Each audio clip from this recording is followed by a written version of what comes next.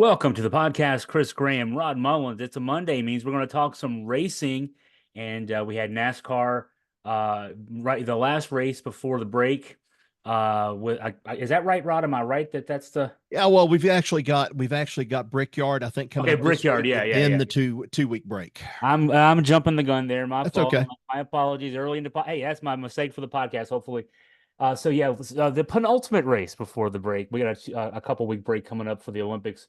Um, and hey, good news for Ryan Blaney. He had a lead late in the race. He got on the last lap.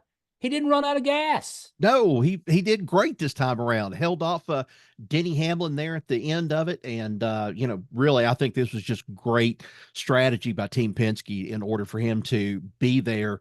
I mean, Denny Hamlin led 31 laps, second only to Blaney, and drove home as the runner-up.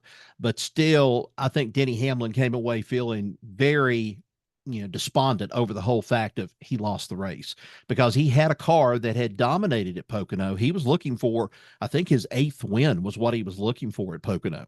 And, it didn't happen this time around. They had a good car. It just didn't happen. But Ryan Blaney's car was just doing really well yesterday. I mean, as I look down the top 10, you had a lot of people that were doing really well. Alex Bowman continuing his success from last week at the Chicago Street Race. He came in third, followed by William Byron in fourth, the two Hendrick cars. Joey Logano was in fifth, Tyler Reddick in sixth, Brad Keselowski in seventh. Martin Truex Jr. had a good run this time around, finishes in eighth. Chase Elliott finishes like his namesake on the side of the car, the number 9. He finishes in ninth place. Bubba Wallace had a rebound this past week. He finishes in 10th. And of course, Bubba was fined this past week for his actions detrimental to the sport of racing and hitting the car there as he was coming around Alex Bowman as he was hitting him there in the race last week. So he's got a little bit of a different tone about himself, a little bit of a different sound after this punishment. But I've got to say this, there's a lot of the drivers that's calling NASCAR now on the carpet to say, you need to call this in a more fair way all the way across the board. I mean, if you're going to call this on Bubba Wallace and you're going to call something on, if it's Chase Elliott or whatever, you need to call it on some of these other teams as well, because they think that they have been, getting by with some things. And so I don't know how that goes, primarily. I know that Denny Hamlin was asked something about his driving and so forth and why NASCAR seemed to tremble or something when he spoke up about something with controversy. And he says, because I'm a butthole. And I mean, that's as blunt as he put it. I mean, he did that. And I think that's what people expect out of him right now, to be this person that's fighting out of the whole thing. Let's go down the list here a little bit more. Kyle Larson finished in 13th. Eric Jones finished 14th for Legacy Motor Club, which in fact had a crew chief change effective today. Bobby Kennedy is taking over, I think, with that team, is going to be doing some stuff with them. Kind of like a reaffiliation with Richard Petty and Bobby Kennedy, because at one time he was doing some pit crew work and pit work for Richard Petty and Petty Motorsports. Then you also had Daniel Suarez in 16th. Going down the list, Corey LaJoie, 19th, and that's the one we want to talk about. As we go on down the list, we will find Kyle Busch in 32nd. This was not a good race for some of these drivers toward the very end. You had a bunch. Ty Gibbs had an engine go down, but then John Hunter Nemechek, Zane Smith, Ryan Preece, Harrison Burton, Kyle Busch, Ricky Stenhouse, Todd Gilliland. Yes, Ricky Stenhouse was collected in this wreck that we're going to talk about. J.J. Yeley had a fuel pump go down. Ross Chastain had an accident, and Noah Gragson had an accident too. So it wasn't a good day for some of these drivers, and especially for Kyle Busch and Corey LaJoie after this race ended. Corey LaJoie, Kyle Busch got caught up, and the post race reaction from Kyle Busch has me concerned, Rod, about his his mental state right now. Yeah, I would agree with that. He said this after he came out of the infield care center, and he was talking to one of the reporters, and one of the first things he said was, I'd like to thank all my sponsors and everything else. And I mean, it really, seemed like a concerted effort and so forth. And it went on, and he just, said, well, we're trying to get places, just hard to do things out there. And then before it was all over with, it was like, have you talked with Corey LaJoy, or are you going to talk with Corey LaJoy after what happened going into turn one? He just shook his head and he said, I don't think there's a reason to. And he walks off. That is strange for me. And like you're saying too, the state of mind that he is in right now. A couple of weeks ago, we were talking about Stenhouse and him fighting. And then he came out and he said, I suck. He told him that. He told Stenhouse that. He says, what's the big problem? He said, you suck, I suck, the whole thing. We both suck. And I don't know if it's just he's in this state of always wanting to win. I mean, I know he's got to have that on his mind, but this is a team right now that is, it seemed like they're sinking to the bottom really quick. And not just Kyle Busch, but Austin Dillon just hasn't shown a whole lot this entire season. And I'm beginning to wonder if maybe it's not a good idea to just go ahead and move Austin Dillon out of the seat and move him up to an executive point in Richard Childress Racing to kind of let him oversee some things. But who knows what's going to happen to Kyle Busch? I mean, this is the end of his second year on his contract that he's got with Richard Childress Racing. So he may stay with him, but the way things are going right now, he's sinking like a tire that's come off of a, car with a rim on it. And it's going down straight to the bottom is what it's doing. It's on, now I look back on that fight with Ricky Stenhouse and I think it wasn't as much a fight between the two of them as it was Right. Ricky Stenhouse fighting. Yeah. And Kyle Busch was just on the other end of that. He makes you think, yeah, maybe Kyle Busch is not happy with his team, maybe his individual team, the team overall, whatever the case Right. is, pride, whatever. But it would be interesting to know what's going on behind the scenes there. I think the same thing maybe about Bubba Wallace. Yeah. You talked about the fine. We were talking about this last week. It was before we talked Monday last week before the fine, and we presumed there might have been some sort of sanction from NASCAR coming. Right. I saw comments from Bubba Wallace on either Thursday or Friday, before the race this weekend, where he sounded also like, man, like I've not been myself for a while Right. now. I'm under such pressure. This is a big, be the driver for a NASCAR Cup Series team, Mm-hmm. and then on top of that, he's the one black driver. All the stuff dating back a few years over the Confederate Yep. flag. The pressure to succeed and everything else, and Mm-hmm. he said, I kind of got to let it go a little bit. And, I mean, I guess fans, we don't often think about, we just, oh, they're just robots. They're out there racing. They're having a great time, whatever else. But, in both those cases, Bubba Wallace, Kyle Busch, it's tougher than it looks. Yeah. And you can see this uptight kind of emotion that's pent up in them when they come into the media center. I've seen this at Bristol. It's almost a dread walking into that room to be able to sit down and talk with, reporters that are there fielding questions and asking questions about what's going to happen, how's this team going and so forth. And, Kyle Busch used to be able to handle that really well because he could use some sarcasm and he could really put some answers out there that would really, kind of knock you off your feet, and not know what to expect from him. Now it's a little bit different. And the same goes for Bubba Wallace. It's almost as if Bubba Wallace has something on his mind. He starts out in a sentence and he starts thinking what's on his mind, and then he just abruptly stops. And it's like, hey, well, there's a problem. That's all he says, and we don't really know what's going on here. He says, people don't know me. Of course, people don't know you. I mean, that's true. We don't know the other half of you, how you live when you're away from the racetrack. We look at you exactly the same way you're talking, that robot thing. You're supposed to go every week and you're supposed to be there at the track. You're supposed to sign autographs. You're supposed to meet and greet sponsors. And then after a while, this stuff kind of gets to you. And I can see that happening. I mean, look, 30 some races on the year, 36, 37 races on the year. And then you're traveling all the time. I'm fortunate enough that I only have to travel to Bristol, maybe Martinsville, Charlotte, whatever the case may be. But there are some of these people in the media business that travel to every one of these tracks. And when they do, it puts a tremendous amount of mental strain on them. Got to have that story. Got to have this, first thing, this big headline to come out and stuff, breaking news out of this whole thing. So we're seeing a parallel here about things, but with Bubba Wallace, I'm just really, I'm kind of concerned about him. Same way I am with Kyle Busch. And to tell you a little bit, if you missed the race yesterday, what happened?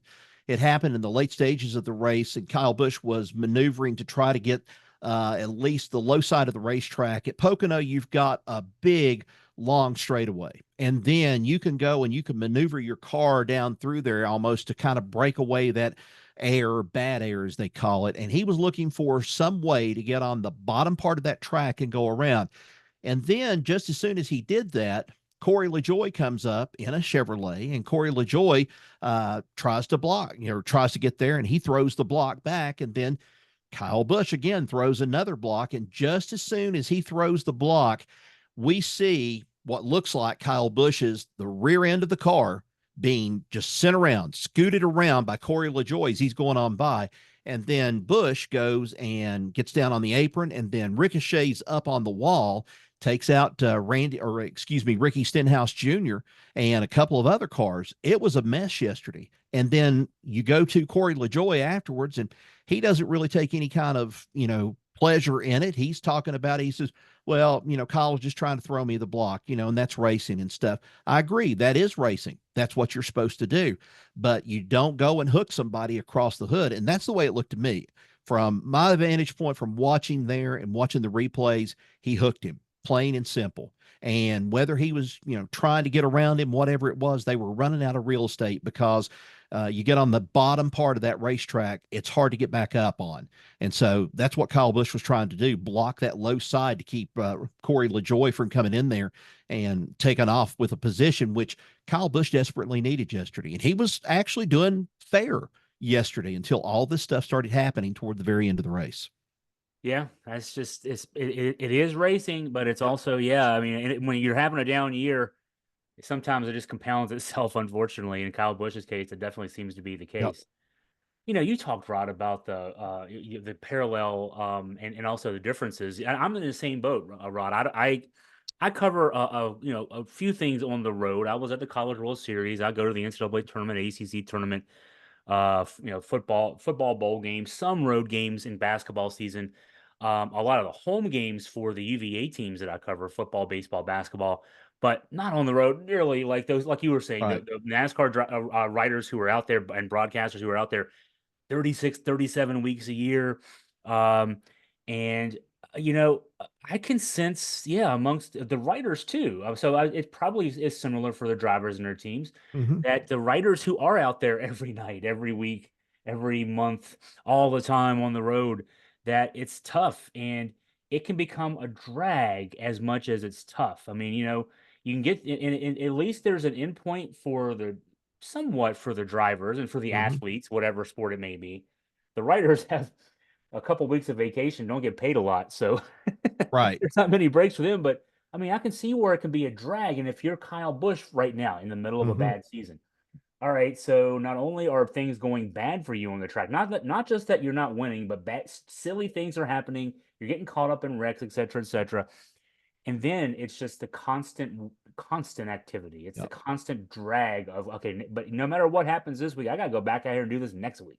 Yeah, and I knew something was not right, and maybe I'm speculating about this. I'm trying not to, but it doesn't strike me in a very favorable way when you're Andy Petrie and you're the director of competition, there with Richard Childress Racing, and you're standing idly by. You're standing over there to the shadows, off from the trailers, and you're not coming in to pull your driver out of that situation. Now that kind of concerned me. I saw him there, and then just a couple of weeks later, after this incident had happened with Stenhouse, Andy Petrie takes a retirement. Now, I don't know if there's some kind of personality conflict there between Kyle Busch and Andy Petrie or whatever, but they claim that things have been solved now, that they've got some people in the right places, but you couldn't tell that from yesterday. I mean, it just seemed like there was one thing after another that happened to Kyle Busch. I think steering was one thing. He complained of steering being bad yesterday. this team is capable of, some really good things. But folks, I'm going to tell you, it's not the Dale Earnhardt days. It's not when the black number 3 was going around the track and could come back from 2 or 3 laps down and end up winning a race with Dale Earnhardt there. It's just not the same thing. It's not the same sport anymore either. Another guy, let's talk about off the track stuff with had some issues and he's hopefully overcome them. Noah Gragson. Yep. It was announced last week that he has picked up a new ride.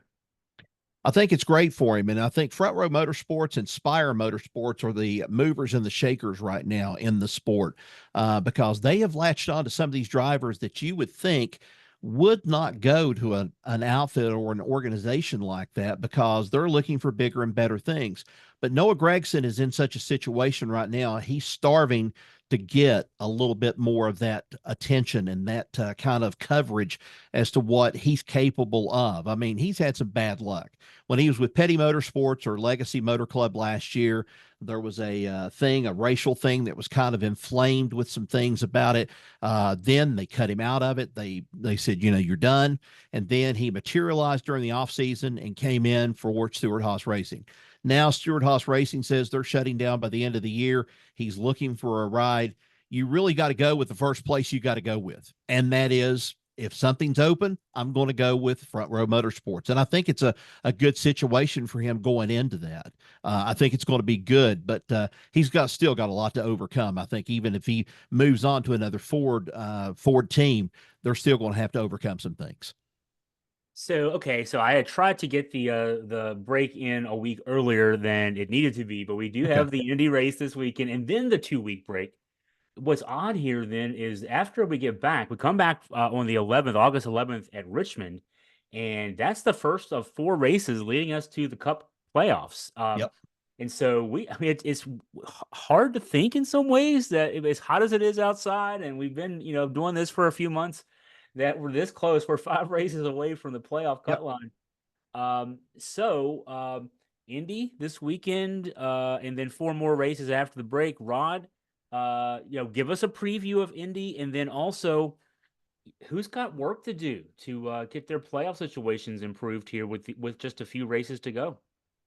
Well, it's a long list of people that need to improve. They need to do a lot of different things. I think probably Joe Gibbs Racing needs to do a little bit of improvement. They started really rolling with Christopher Bell right there.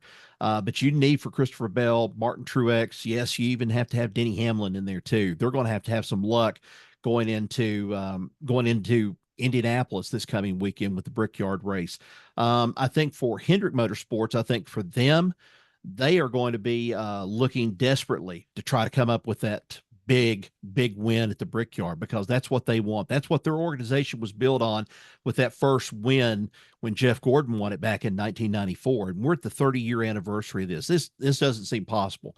And I was at the first Brickyard race, and it was completely one of the most awesome events I'd ever seen. I mean, some people will say Daytona's great. Yeah.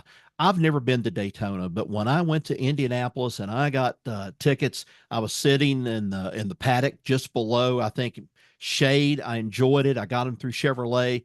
Had a chance to watch that, my wife and I, and got her interested in racing. But it was just one of the most competitive races I think I saw. And then it seemed like as time went by, this race hasn't become a crown jewel like it was meant to be. It should have been a crown jewel all along, and I think they intended for it to go that route. And then they had a horrific race there with tires that they lost tires left and right one year there on the oval. And well, the team, Indy Racing just said, hey, look, let's go ahead and let them use the inside part of the road course, and let's see how that goes for this time around. It was almost like they were afraid to even race that track. And then when Roger Penske buys out the remaining share of Indianapolis Motor Speedway, he gets a hold of it. It's a Team Penske sort of base track like Michigan is now. He vowed to do some changes. One of the things was to bring racing back to the oval. So we've got a lot of teams that have to have some improvement. As for Team Penske, I think they're running up pretty close to the front. I think they're okay with this. And considering this is kind of their home track, I think they're going to be okay. What we really need to see this week, probably more than anything else, is an improved tire from Goodyear. Goodyear is going into this race, and they know what happened a couple of years ago when they had to sideline the race and they had to move from the oval to the road course. And there's a lot of pressure on them, I think. Now, that's my opinion. I don't know how some of the other pundits think about it, but I think that Goodyear finally has they've got some pressure on right now to make up and do some things that they weren't able to do for a couple of years, and to produce a tire that's going to last on that hard surface there at Indianapolis. So it's anybody's race. I mean, we saw Jamie McMurray win a race there one time, and I would have never thought in my wildest dreams Jamie McMurray could have pulled off a win there. But anybody can literally pull off a win at Indianapolis. It's just a matter of being in the right place at the right time. And like you said before, we missed it this past week with not running out of gas. Indy could be one of those racetracks we could run out of gas. I mean, it just depends on how the pits and how the pit jobs are done and everything else. And when they make their pit stops, it all depends on a lot of factors coming up on that Sunday. I am looking at the standings, and 12 racers, 12 drivers have at least one win. So that's they've won. They're in. You're still in win and you're in territory here. But the first driver without a win right now in the standings is 13th, Martin Truex Jr. Currently, Truex, Ty Gibbs, Chris Buescher, and Ross Chastain are on the right side of the cut Right. line. Bubba Wallace is the first one on the other side. He's 27 points behind Chastain. Chase Briscoe's a good bit back. Yep. And then Kyle Busch, and then you really separate. Todd Gilliland is 20th, but he's at 403 points. But all those guys I'm talking about, even all down to Michael McDowell, Yep. who's been a playoff racer, he's in 22nd with 378. I mean, those are all guys who can get wins, and Yeah. they don't need to just get points and get themselves in. Any of those drivers can get a win and get in. So, That's I right. mean, this makes these last five races before the playoff cut line really interesting. It does. I mean, they've got to perform or not perform. That's what it comes down to. And again, we're back to this thing that we've talked about the last 3 or 4 years, and that is you've got to be ready week in and week out to be on your best. You can't just have a win one week and then fall to the bottom for about 15 races and then expect to come back and get some momentum back. You've got to maintain a constant source of momentum through this. Kyle Busch, more than anything else, I believe, he needs a win right now. He gets a win, he gets into the playoffs. But what's to say he's going to be an early exit out of the playoffs too, considering the type of season they've had. Bubba Wallace is the same way. Bubba Wallace could get a win out of this and could be into the thick of things in the playoff, making the final couple of spots, something to grab onto. Somebody's got to grab it real quick. And it really hits home when you get the email like we did today from Bristol, and Bristol says, "Hey, playoffs are coming up." And it's like, it's just July, but my gosh, we're there almost. We're there. We're knocking on the door. We get into August. There'll be several races there that'll take place. And then that first weekend coming up, that first weekend right after that, the August set of races, we're going to be walking into the playoffs. And then it's do or die for all these drivers. Well, so we'll be looking forward to we'll break down the Indy race, get you ready for everything after that, the break coming up and all that. But in the meantime, Rod, as always, thank you for your time and your insight. Appreciate it, Chris. Thank you.